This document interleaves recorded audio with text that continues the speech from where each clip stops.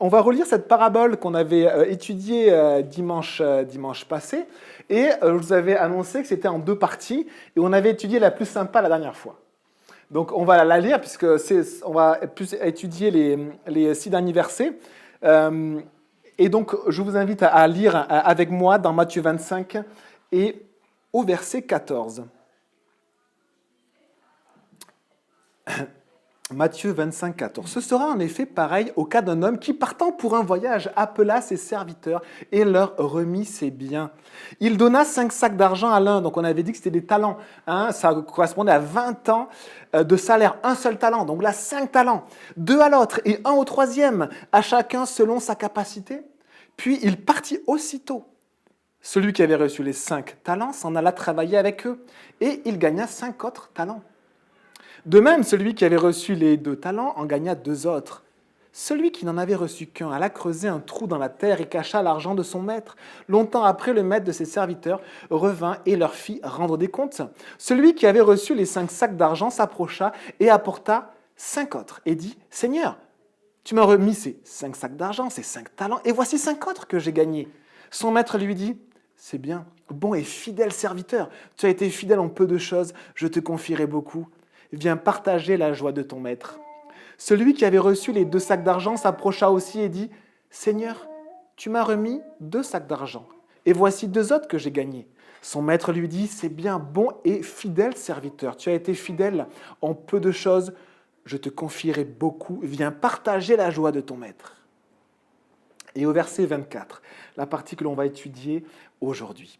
Celui qui n'avait reçu qu'un sac d'argent s'approcha ensuite et dit « Seigneur, je savais que tu es un homme dur.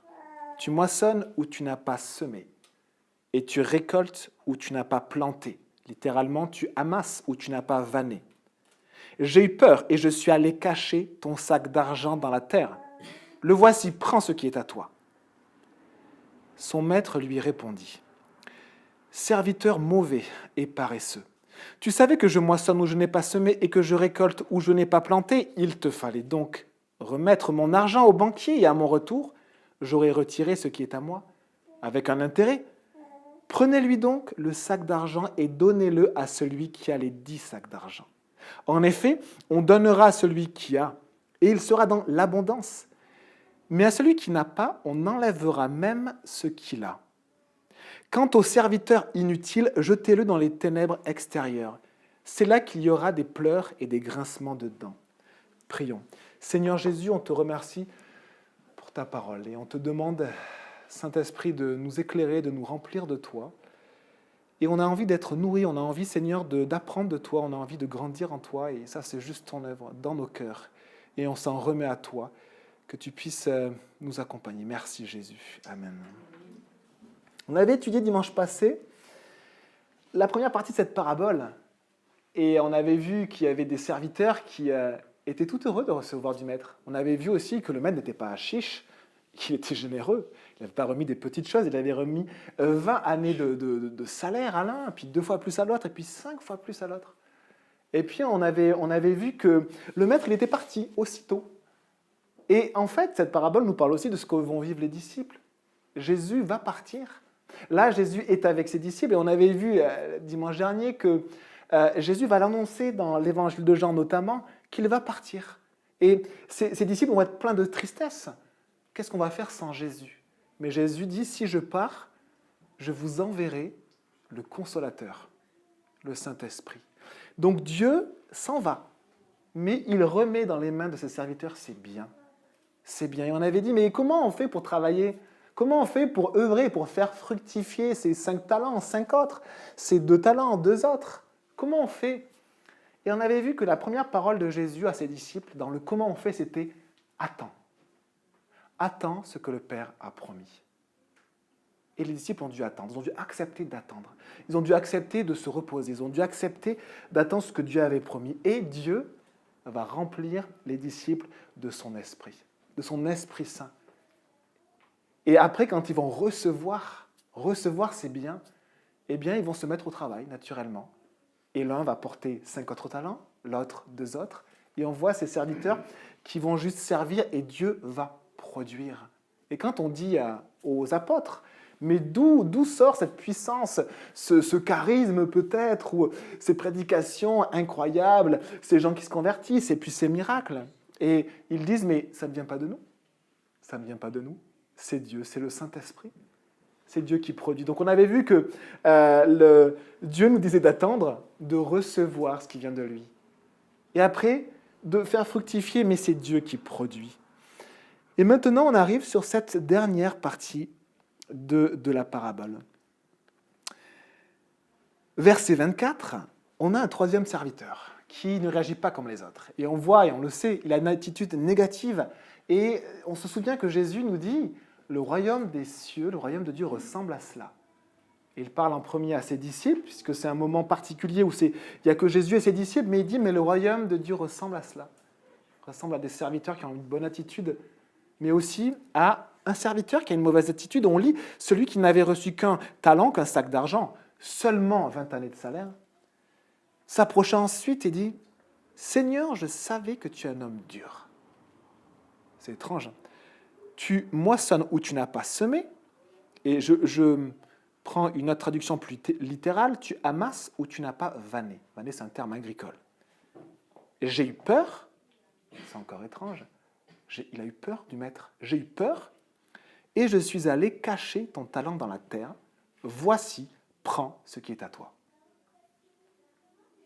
Donc, que dit le serviteur? Il dit, je sais que tu es un homme dur, que tu moissonnes où tu n'as pas semé, que tu amasses où tu n'as pas vanné. Et son attitude, il a eu peur, il a caché ce que son maître lui avait donné, et là, il le revoit après tant d'années et lui dit, tiens, reprends ce qui est à toi. Je savais que tu es un homme dur. Le mot dur en grec, c'est skléros, et ce terme signifie sévère, rude. Dans certaines traductions, on peut même lire, je crois, violent. Je sais que tu es un maître violent.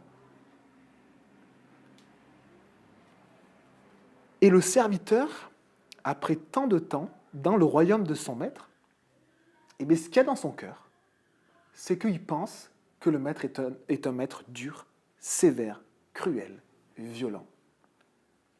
Quelle différence avec les deux premiers? Les deux premiers, ils étaient juste tellement contents d'aller voir leur maître. Ils attendaient, regarde maître, on a travaillé, on a fait ce qu'on a pu, et puis voilà, ça a produit, et puis regarde, c'est à toi.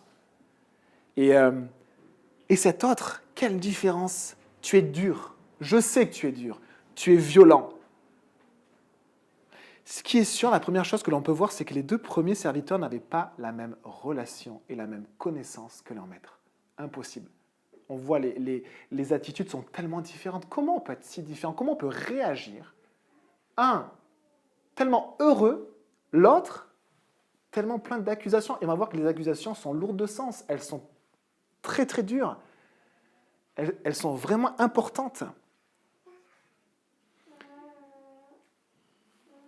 Et on a ce même terme de dur, scléros, tu es dur, dans un texte de Jean 6. Dans Jean 6, Jésus va donner un enseignement sur la vie éternelle. Et il donne un enseignement magnifique.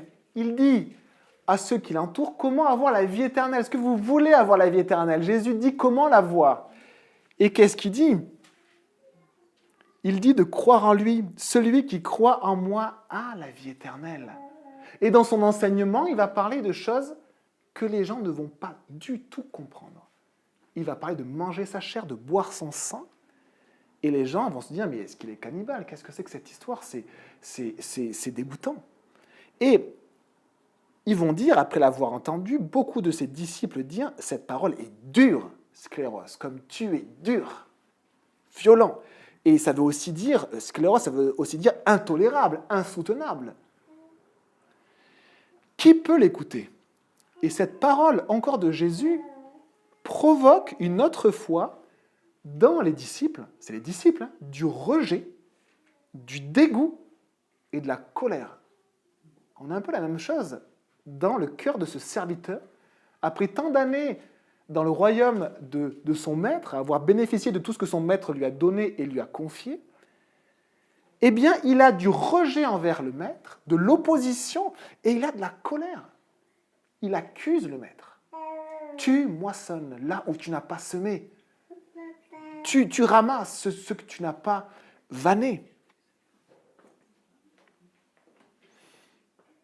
Et alors, pour ne pas avoir cette réaction violente, pour comprendre un peu mieux ce que Dieu veut nous dire, ce que Jésus nous dit, eh bien, je vous lis ce que dit un psaume. Il y a un psaume qui dit qu'on a besoin de goûter et de voir combien l'Éternel est bon. Et ce serviteur, clairement, il n'a pas goûté, il n'a pas vu combien Dieu est bon. Et il est là avec de l'accusation. Dans son cœur, il y a plein d'accusations, plein de dureté contre son maître. Et on voit que dans les disciples de Jésus, on a besoin d'apprendre à connaître qui est Jésus. Qu'est-ce que nous dit Jésus? Mais comprendre et connaître spirituellement par l'Esprit de Dieu. Et quand Jésus parlait de manger sa chair, boire son sang, il parlait spirituellement. Parce que Jésus nous enseigne sur notre âme. Et que l'œuvre de Jésus, son corps sur le bois et puis le sang qui a coulé, est une œuvre qui nous donne la vie éternelle, mais c'est aussi une œuvre qui nous nourrit spirituellement. Parce que c'est par son sang que nos péchés peuvent être pardonnés. C'est parce que Jésus est mort que nous-mêmes, nous pouvons mourir spirituellement et laisser vivre Dieu en nous, laisser vivre le Saint-Esprit. Donc son œuvre a une puissance qui nous dépasse vraiment. Jésus et son œuvre a une puissance qui nous dépasse, mais quand on ne comprend pas spirituellement ce que Jésus nous dit, ou quand on ne comprend pas qui est Dieu, il peut y avoir en nous de la colère et du rejet contre Dieu. Et en fait, c'est une méconnaissance. On ne connaît pas bien Dieu. Alors on peut se poser la question, mais qui connaît bien Dieu? Et on voit que dans notre cœur, des fois on en veut un peu à Dieu. Pourquoi tu ne fais pas ceci? Pourquoi tu ne fais pas cela? Et c'est comme si on se dit, mais tu es dur, quoi. Pourquoi tu ne fais pas? Et la réponse, je crois, de la parole de Dieu, c'est, on ne connaît pas bien Dieu. Goûtez et voyez combien l'Éternel est bon. Quelqu'un rempli de louanges dans la Bible dit, car sa bonté demeure à toujours. Et puis il continue, dit, mais car sa bonté demeure à toujours. Et il continue, car sa bonté demeure à toujours. Et on a besoin d'expérimenter quelque chose, on a besoin d'expérimenter pour connaître le Maître, pour connaître Dieu. On a besoin d'expérimenter ce que la Bible appelle la grâce de Dieu. On a besoin d'expérimenter la grâce de Dieu. Et ce serviteur n'avait pas expérimenté la grâce de Dieu. Si vous expérimentez un petit peu dans vos vies la grâce de Dieu, ces fleuves d'amour pour vous, la réaction que vous allez avoir, ce n'est pas de pointer le doigt sur Dieu et de dire « tu es dur ». C'est juste de dire « waouh, je ne te connaissais pas. Je ne te connaissais pas, mon Dieu, mon Père, Papa ». Et je vais vous inviter à prendre un passage qui nous enseigne vraiment dans Luc au chapitre 10. Luc au chapitre 10, c'est 2 livres après Matthieu. C'est à la page 671. Luc au chapitre 10, c'est au verset 39. Je vous invite à le prendre. C'est plein d'enseignements pour nous.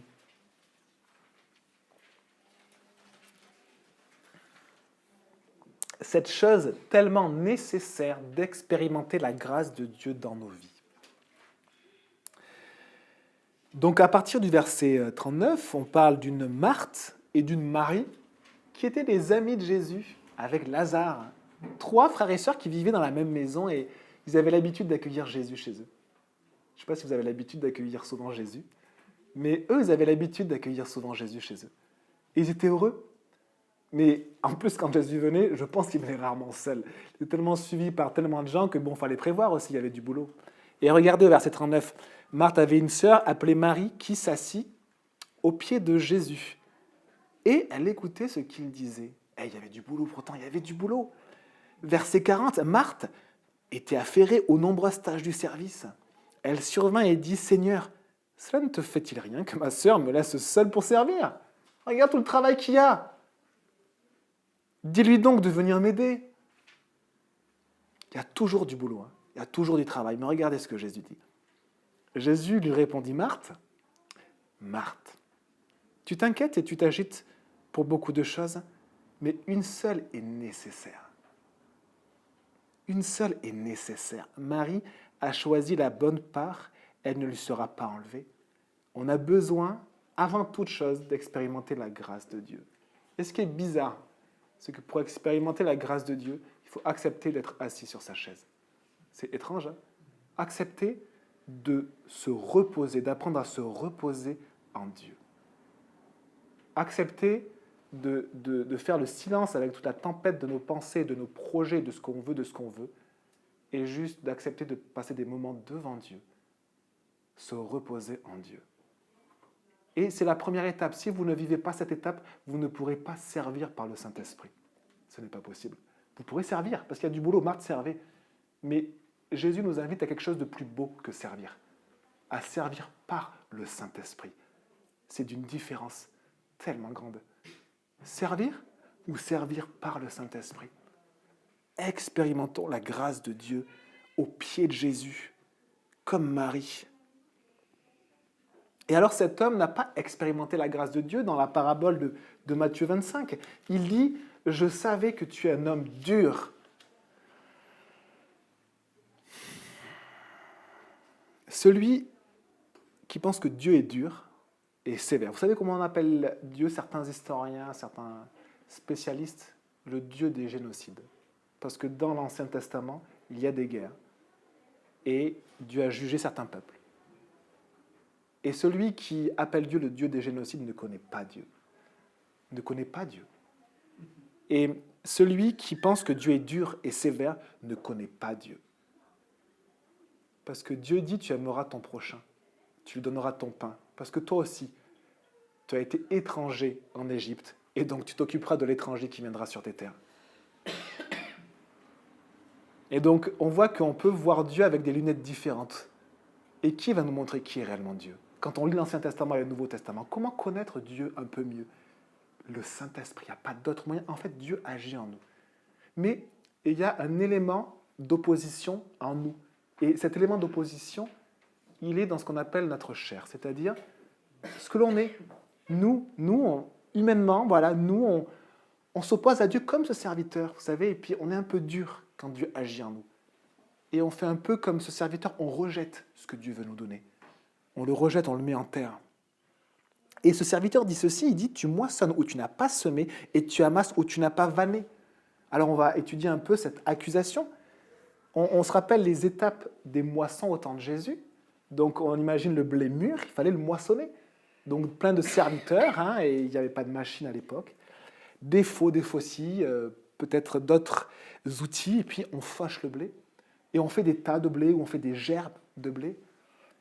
Mais le blé, après, là, c'est la tige avec l'épi. Donc qu'est-ce qu'on fait avec ça? Il faut enlever le grain. Et alors après, ces tas de blé, ces tas de tiges de blé, on les met de manière circulaire à un endroit et puis on fait passer une bête qui va écraser le blé. Qui va le fouler. Un âne, un bœuf. Et il va fouler comme ça en tournant. Et en l'écrasant, le grain va tomber. Et après ce travail-là, qui est répétitif, ce travail, on va prendre le grain. Mais le grain reste avec son enveloppe qui s'appelle la balle. Et du coup, il faut le vanner. Le vanner, c'est en fait soit le verser d'une certaine hauteur, soit le jeter. Et en fait, le grain, en tombant, comme la balle du grain est très fine et légère, elle s'envole. Et du coup, on répète ça, on le verse, et puis on le reverse, et puis la balle s'enlève, jusqu'à ce qu'on n'ait que le grain. Et ensuite, on va pouvoir l'amasser dans des sacs, dans des greniers. Que dit le serviteur? Il dit, tu moissonnes où tu n'as pas semé. Donc si tu n'as pas semé, c'est que la moisson ne t'appartient pas, lui dit le serviteur. Tu moissonnes ce qui ne t'appartient pas. En fait, c'est du vol. Donc le serviteur accuse le maître de vol. Et il continue, il dit en plus, tu amasses où tu n'as pas vanné. Vanner, c'était du travail, il y avait le grain, il fallait travailler. Et toi, qu'est-ce que tu fais? Tu attends que le travail se fasse et tu prends le grain après le travail. Tu t'appropries le travail des autres. Tu voles le travail des autres. Tu voles la moisson des autres et tu voles le travail des autres. Voici ce que lui dit le serviteur clairement. Clairement. Et les accusations du serviteur sont vraiment fortes et sont aussi graves. Tu prends ce qui ne t'appartient pas. Tu utilises ce que font les autres. Et ces accusations, elles sont fausses. Elles sont fausses. Et si on pouvait avoir avec nous des juifs du 1er siècle, ou des Romains du 1er siècle, ils savaient très bien qu'un seigneur avait des terres et que tout ce qui était sur ces terres lui appartenait. Et qu'un seigneur avait des esclaves. Le mot c'est doulos, esclave ou serviteur. Et que tout le travail de ce serviteur lui appartenait. À l'époque, le serviteur était un bien du maître, et la vie du serviteur lui appartenait, et le travail du serviteur lui appartenait. Tout lui appartenait. Donc, ce que dit en fait le serviteur, c'est quelque chose de faux, parce que tout lui revient, tout ce qui se pousse dans ses champs lui revient, et tout le travail de ce serviteur lui revient. Donc, qu'est-ce qu'est en train de faire le serviteur? Il est en train de remettre en question que c'est le maître, et que c'est le seigneur, que c'est le propriétaire. Il lui dit simplement, tu n'es pas le maître. Ça ne t'appartient pas. Mon travail ne t'appartient pas. Ma vie ne t'appartient pas. Ces terres ne t'appartiennent pas. Et pourtant, regardons ensemble, je vous lis des versets. Un verset dans Job et puis des versets dans le Psaume. Job 41, verset 11. Dieu dit, « De qui suis-je le débiteur et je le paierai? Mais sous le ciel, tout m'appartient. » Dieu dit, sous le ciel, tout m'appartient. Et ce Seigneur, dans les paraboles, nous parle de Dieu. Psaume 50, verset 10, « Car tous les animaux des forêts sont à moi, toutes les bêtes des montagnes. Je connais tous les oiseaux des montagnes, et tout ce qui se meut dans les champs m'appartient, car le monde est à moi, et tout ce qu'il renferme. » C'est Dieu qui l'a créé, et qui le prête à l'homme. Mais l'homme se l'approprie, et il dit, c'est à moi, tu n'es pas le maître. Et Dieu laisse faire. Une génération, 2 générations, 3 générations. Dieu laisse faire. Ésaïe 46, verset 9. « Car je suis Dieu, et il n'y en a point d'autre. Je suis Dieu. Je suis le Seigneur, je suis le Maître. » Et alors, ce serviteur, finalement, révèle son cœur quand arrive son Seigneur, son Maître. Il révèle qu'il est en opposition avec son Maître et qu'il ne le considère pas comme son Maître. Et il dit ceci, il dit, verset 25, « J'ai eu peur et je suis allé cacher ton talent dans la terre, ce sac d'argent, ces 20 années de salaire qui pourtant tu m'avais confié. » Vous savez, c'était un grand honneur que le maître faisait.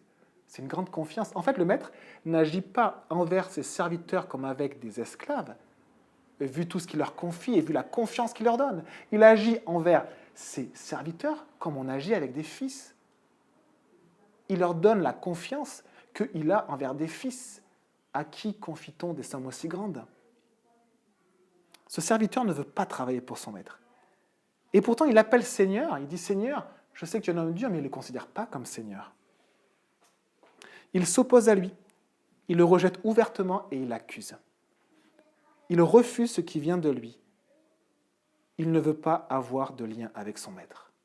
Et sa réaction, c'est « J'ai eu peur.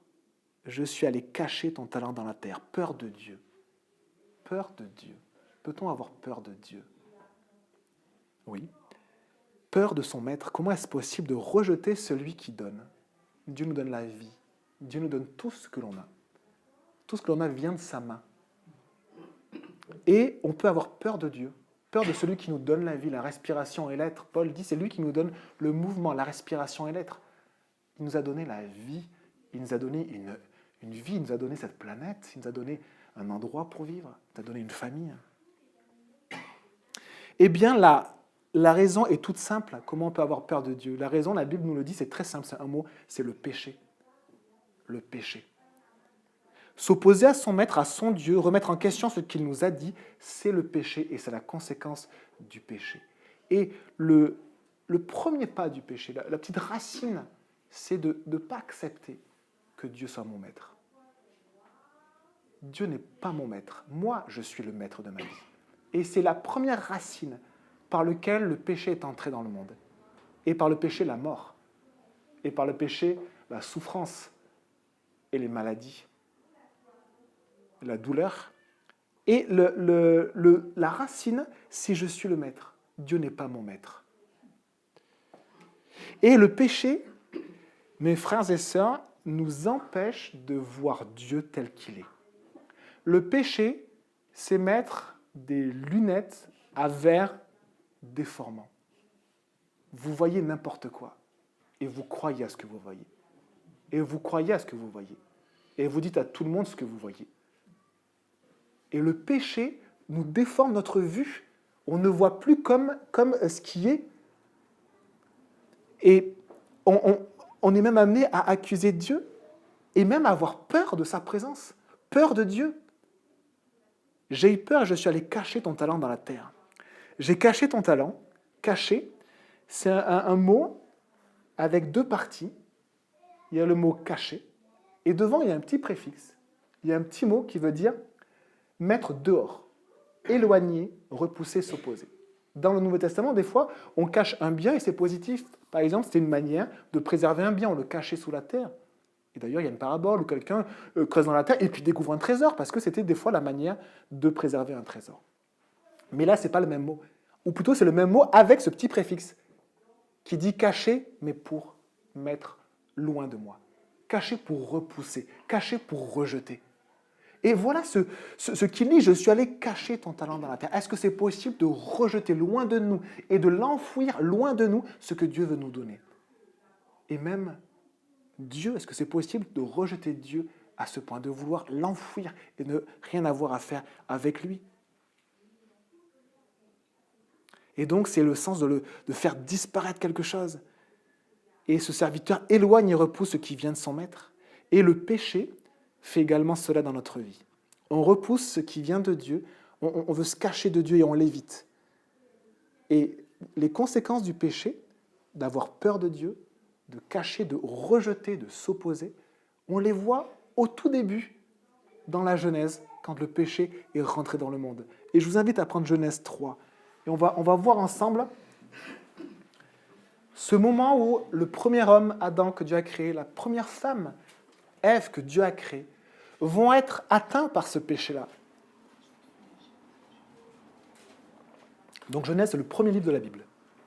Le tout premier livre de la Bible, donc tout au début, Genèse 3 et au verset 7.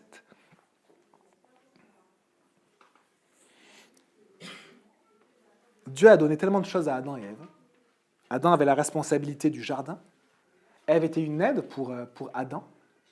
Et Dieu, tous les soirs, venait lui-même partager avec ses créatures, ses enfants.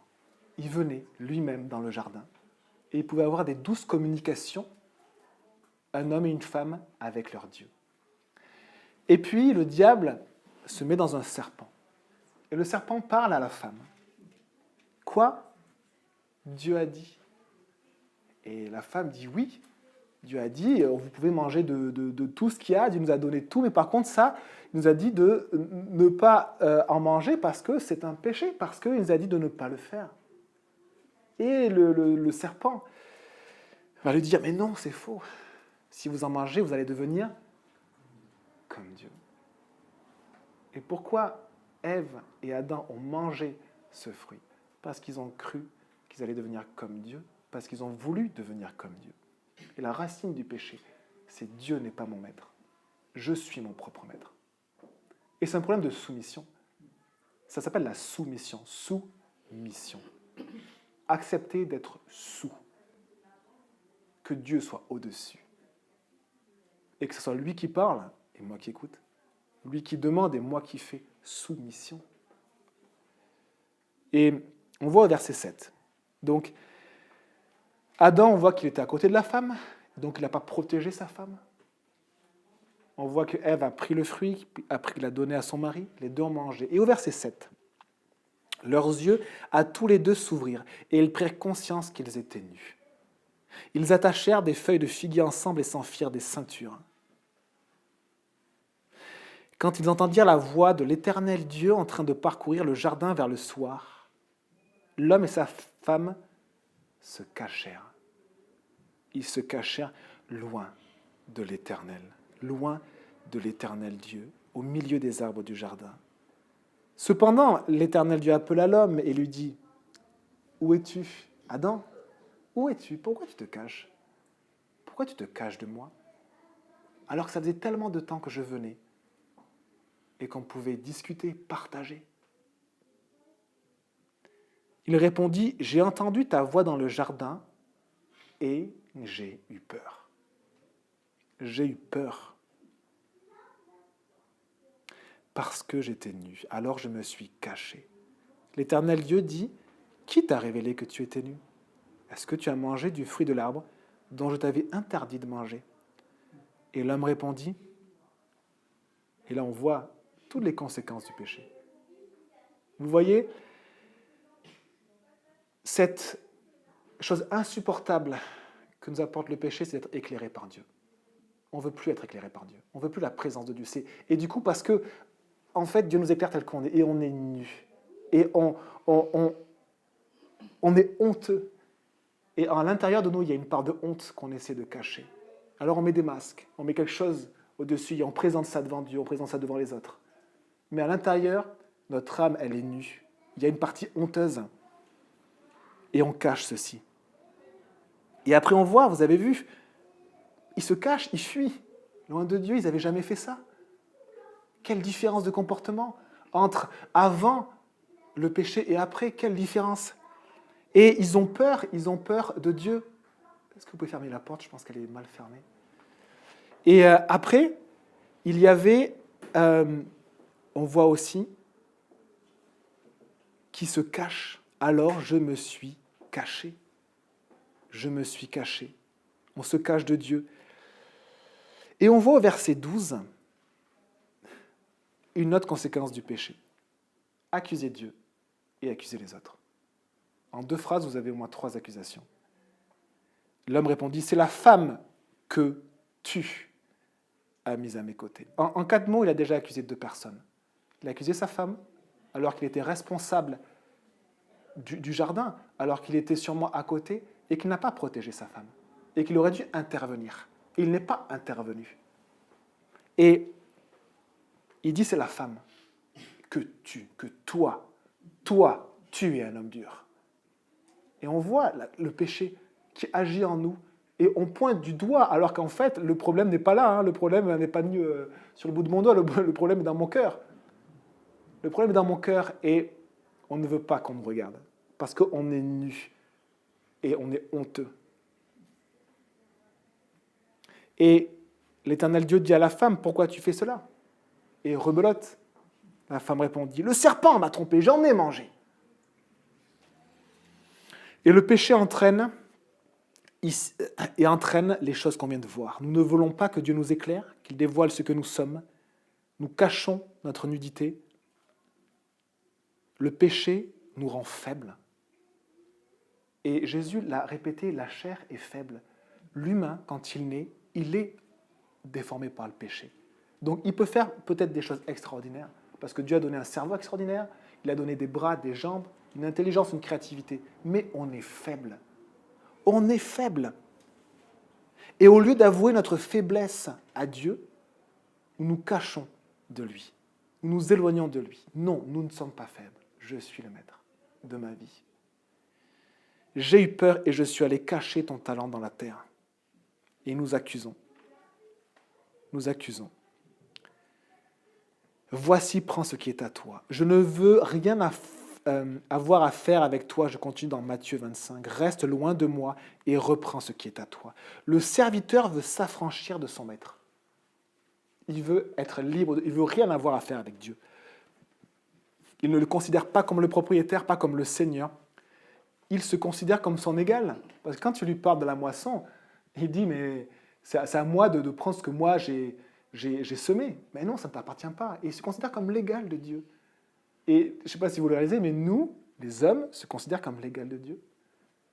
Et il n'y a pas à argumenter beaucoup pour voir que l'homme se prend pour Dieu. Dans toutes ses recherches et dans tout ce qu'il fait. Il se prend réellement pour Dieu. Je suis le maître. Je suis le maître. Gloire à l'esprit de l'homme. Non, gloire à Dieu. Gloire à Dieu. Son maître lui répondit, verset 26, « Serviteur méchant et paresseux, tu savais que je moissonne où je n'ai pas semé et que j'amasse où je n'ai pas vanné. » Et ce qui est intéressant, c'est que Dieu ne lui dit pas « Tout est faux dans ce que tu dis » alors qu'il pourrait le dire et il aurait raison de le dire. Mais il va juger ce serviteur sur ses propres paroles. Mais quand on ment, c'est plus facile de s'en sortir. Et même avec ses mensonges, il va lui montrer qu'il avait tort. Même avec ses mensonges. bourré de mensonges, il va lui dire ceci. Il te fallait donc remettre mon argent au banquier et à mon retour, j'aurais retiré ce qui est à moi avec un intérêt. Et vous savez que l'argent perd de la valeur au fil du temps. C'est ce qu'on appelle l'inflation. C'est-à-dire que vous avez 20 euros, dans 20 ans, avec 20 euros, vous pourrez acheter beaucoup moins de choses, puisque les prix augmentent, mais les salaires aussi augmentent. Alors, est-ce qu'ils augmentent plus ou pas assez? C'est le débat. Mais je me suis amusé à regarder, il y a 40 ans, combien étaient payés les gens au SMIC? À l'heure, ils étaient payés 2 euros. Il y a 40 ans. Mais ça ne veut pas dire qu'ils étaient 5 fois plus pauvres que maintenant. Ça veut dire qu'avec 2 euros, on achetait autant de choses que maintenant avec 10 euros. Et donc, en fait, les prix ont quintuplé en 40 ans, mais les salaires aussi. À peu près. Peut-être pas assez. Mais si vous avez du coup caché des 20 ans de salaire sous votre matelas, amenez-le à la banque parce que vous perdez de l'argent. Et le banquier, en fait, il va vous dire ça. Il va vous dire, mais en fait, les intérêts, vous n'allez pas forcément gagner de l'argent, mais vous allez éviter d'en perdre ou d'en perdre trop. Parce que l'inflation fait que les prix augmentent. Et donc, il faut que cela suive. Donc, qu'est-ce qu'a fait, du coup, ce serviteur? Le fait d'avoir caché ça, vous imaginez, il y a 40 ans, 2 euros, 40 ans après, 10 euros.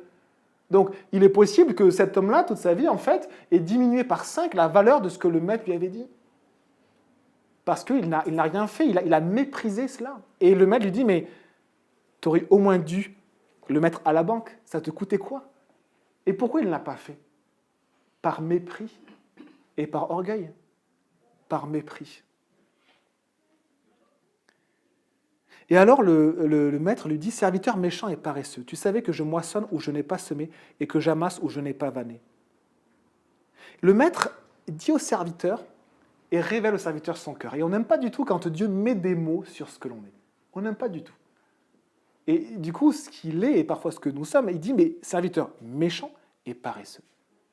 Méchant ou mauvais, le mot poneros, ou paresseux.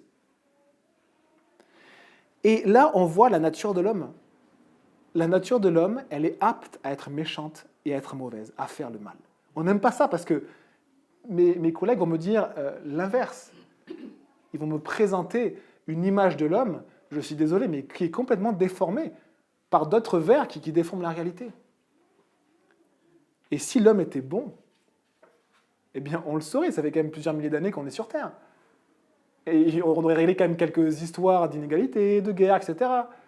Et simplement, l'homme montre, génération après génération, qu'il continue. Pourquoi? Parce que c'est à cause de lui, et puis de Trump aussi, parce que tout est la faute de Trump, et de lui, peut-être de Macron aussi, mais en fait, Dieu me dit c'est ma faute.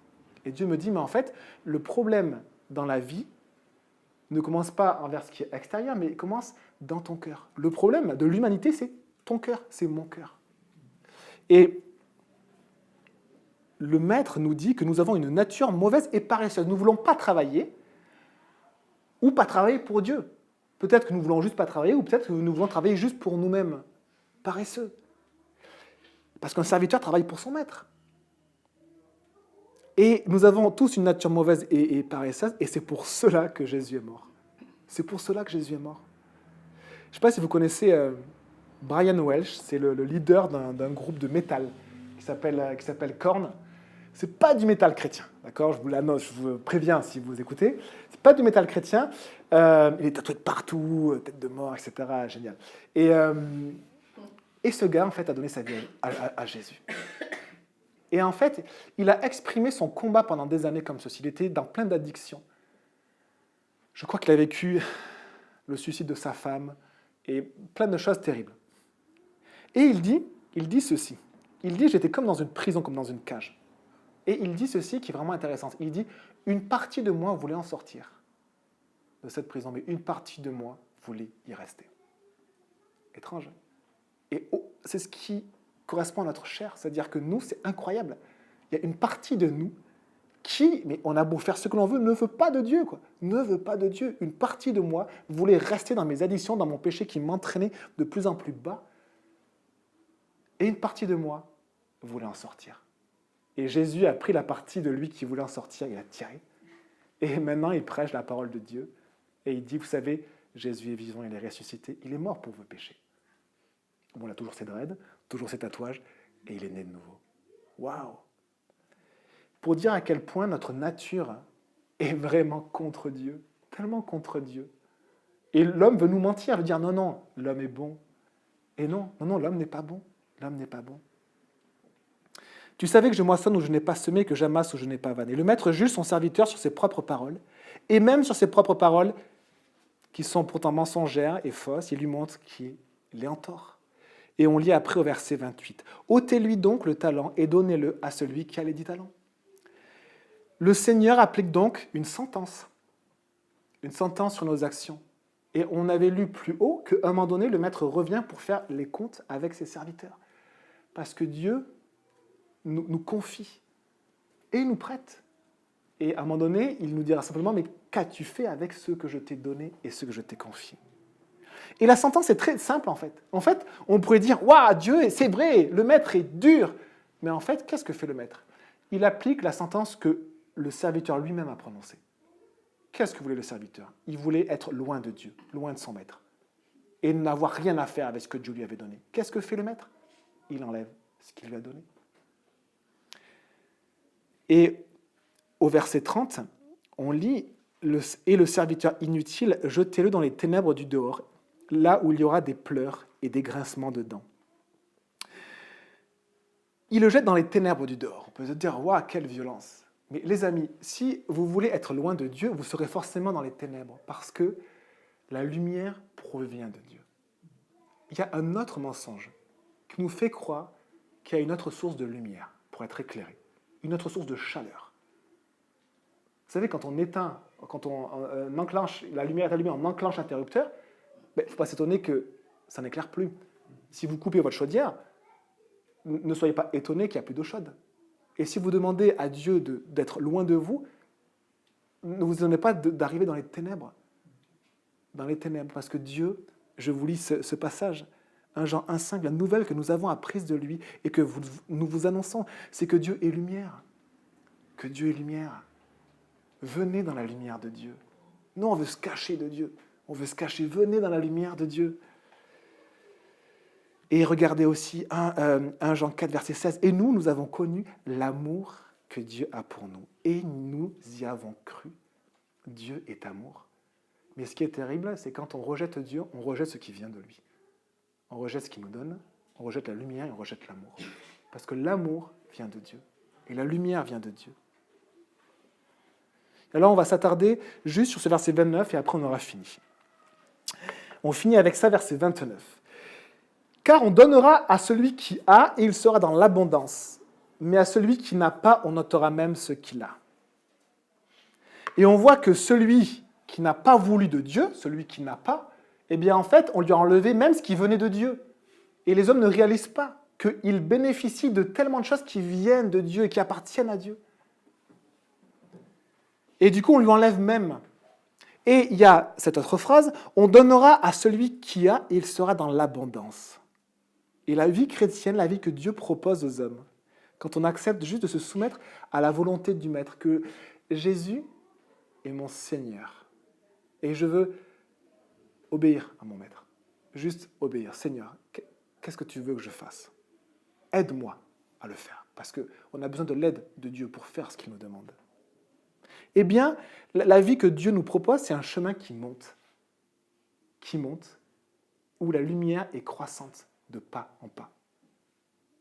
Un pasteur, prenez l'image d'une personne qui sort d'une cave noire, et vous imaginez la porte de la cave ouverte, donc on voit la lumière, et puis on monte, et puis à chaque pas on se dit « Ouh là là, mon jean était sale, je n'avais pas vu ».